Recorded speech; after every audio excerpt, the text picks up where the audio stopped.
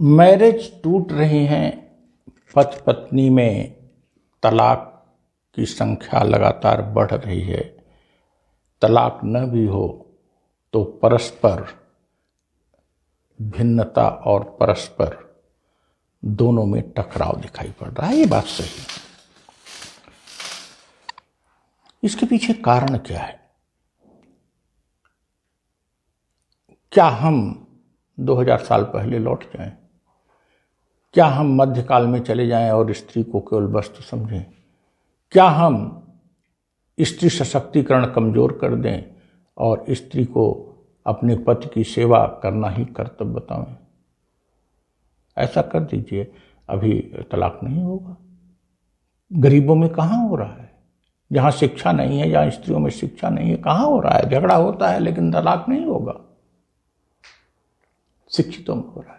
तो जब स्त्री सशक्त हो रही है और इसी सशक्तिकरण को, जेंडर इक्वलिटी को सभ्य समाज ने स्वीकार कर लिया है, तो ऐसी स्थिति में पुरुष मानसिकता में बदलाव की आवश्यकता है। इवन जो मैरिज इंस्टीट्यूशन है, इसको जो धर्म से पूरी तरह से जोड़ दिया गया, प्राचीन काल में जोड़ना आवश्यक भी था सभ्य समाज को संचालित करने के लिए, उसको एक मैत्री संबंध के रूप में क्यों नहीं परिभाषित किया जाता?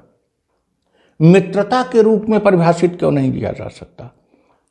अगर आप किसी के साथ जीवन पर्यंत मित्रता निभा सकते हैं तो पत्नी के साथ भी निभाएंगे। आप पति पत्नी एक दूसरे को अपना मित्र माने और मित्र के रूप में एक दूसरे, जितना आप पुरुष मित्र को या किसी अन्य महिला मित्र को आप स्पेस देते हो, पत्नी को दो। पत्नी को भी चाहिए जितना वो अपने किसी महिला मित्र को या पुरुष मित्र को स्पेस देती है, पति को भी दे। अर्थात जो मैरिज इंस्टीट्यूशन है, इस इंस्टीट्यूशन की जो अवधारणा प्राचीन है, मध्यकाल में जिसमें स्त्रियों की दशा बहुत खराब हो गई, उस अवधारणा को हमको बदलना होगा। उस अवधारणा की नए परिप्रेक्ष्य में, 21वीं शताब्दी के परिप्रेक्ष्य में व्याख्या करना होगा। यदि मित्र में टकराव हो सकता है, यदि मित्र में वैचारिक भिन्नता हो सकती है, तो स्त्री पुरुष में वैचारिक भिन्नता क्यों नहीं हो सकती? कहते हैं कि वैचारिक भिन्नता एक बात है और एक दूसरे को स्वीकार करना मित्र अलग बात है, लेकिन स्त्री पुरुष में जब वैचारिक भिन्नता होती है तो तलाक की स्थिति तक चली जाती है। क्यों? क्योंकि हम कभी आधुनिक ढंग पर सोचते हैं, कभी प्राचीन मैरिज इंस्टीट्यूशन में चले जाते हैं। हमको प्राचीन और आधुनिक दोनों में समन्वय बनाकर विवाह जैसी संस्था की इस अवधारणा की एक नई व्याख्या करनी होगी।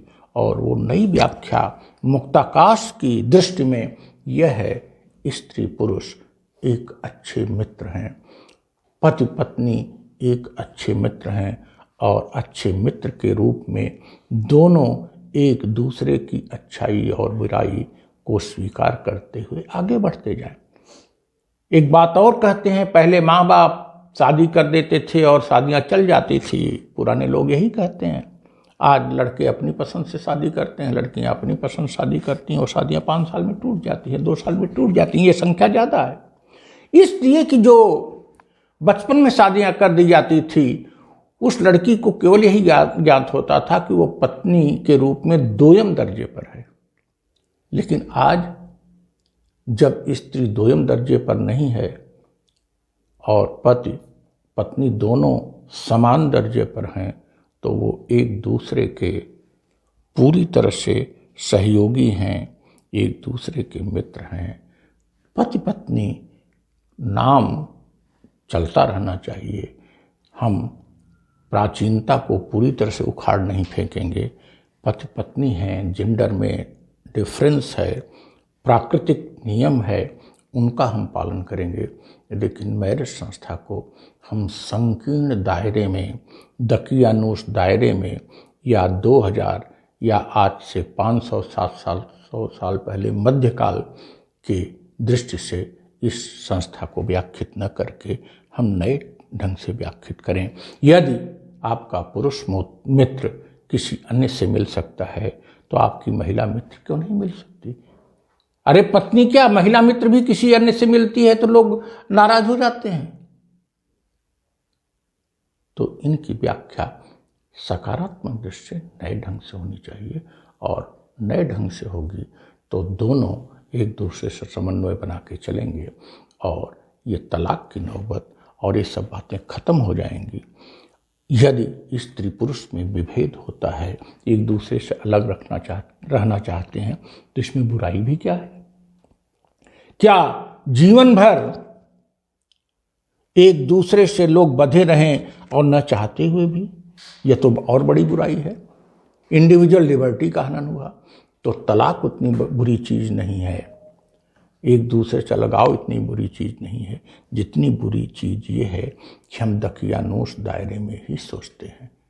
यदि तलाक हो जाता है और एक दूसरे से के साथ रहने पर सहमत नहीं है तो ये सर्वथा उचित है, कानूनन उचित है और मानवीय दृष्टि से भी उचित है, इसमें कोई विपरीत नहीं। लेकिन यदि मित्र की भांति दोनों एक दूसरे को स्वीकार करेंगे तो तलाक की नौबत भी कम आएगी और अलगाव की नौबत भी कम आएगी। Thank you.